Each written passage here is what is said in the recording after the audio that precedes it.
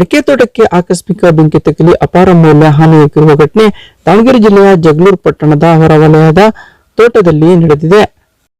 ಪಟ್ಟಣದ ನಿವಾಸಿ ಮಹಂತೇಶ್ ಎಂಬುವರಿಗೆ ಸೇರಿದ ಸುಮಾರು 2 ಎಕರೆ ಪ್ರದೇಶದ ಜಮೀನಿನಲ್ಲಿ ಅಡಿಕೆ, ತೆಂಗು, ಬಾಳೆ ಬೆಳೆ ಬೆಳೆಯಲಾಗಿತ್ತು. ಆದರೆ ಮೊನ್ನೆ ತಡರಾತ್ರಿ ಆಕಸ್ಮಿಕವಾಗಿ ಬೆಂಕಿ ತಗುಲುವ ಪರಿಣಾಮ ಅಪಾರ ಮೌಲ್ಯದ ಬೆಳೆ ಹಾನಿಯಾಗಿದೆ. ಇದಕ್ಕೆ ಸಂಬಂಧಪಟ್ಟ ಅಧಿಕಾರಿಗಳು ಸೂಕ್ತ ಪರಿಹಾರ ನೀಡಬೇಕೆಂದು ರೈತ ಮಹಂತೇಶ್ ಬೇಸರ ವ್ಯಕ್ತಪಡಿಸಿದ್ದಾರೆ.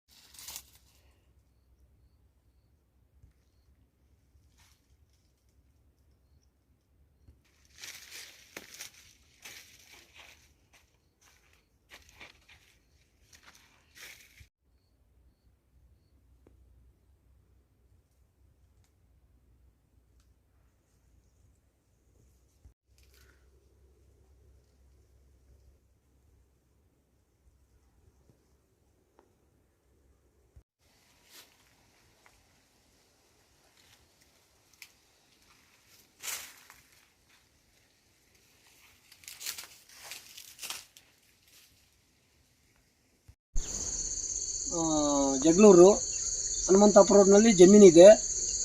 ಅಲ್ಲಿ ಕಿಡಿಗೇಡಿಗಳು ಆಕಸ್ಮಿಕವಾಗಿ ಬೆಂಕಿ ಬಿದ್ದಿದೆ. 2 ಎಕರೆ ಜಮೀನಿತ್ತು. 3 ಎಕರೆ ಜಮೀನಲ್ಲಿ 2 ಎಕರೆ ಅಡಿಕೆ ಮಾಡಿದ್ದೀನಿ. ಆ ಅಡಿಕೆಯಲ್ಲಿ 800 ಗಿಡ ಮೊನ್ನೆ ಬೆಂಕಿ ಬಿದ್ದು ಸುಟ್ಟೋಗಿದೆ. ಇನ್ನು 800 ಗಿಡಕ್ಕೆ ಬೆಂಕಿ ಬಿದ್ದಿದೆ. ಒಂದು 500 ಬಾಳೆ ಸುಟ್ಟೋಗಿದೆ. ಪೈಪ್ಗಳು ಒಂದು 150-100 ಪೈಪ್ ಸುಟ್ಟೋಗಿದ್ದಾವೆ. ನಮ್ಮದು ಹೊಸ ಡ್ರಿಪ್ಪು ಅವು ಪೈಪ್ಗಳೆಲ್ಲ ಸುಟ್ಟೋಗಿದ್ದಾವೆ. ಹಾಗಾಗಿ ಅಧಿಕಾರಿಗಳಿಂದ ಸ್ವಲ್ಪ ಪರಿಹಾರ ಬರಬೇಕು ಅಂತ ಕೇಳಿಕೊಳ್ತೇವೆ.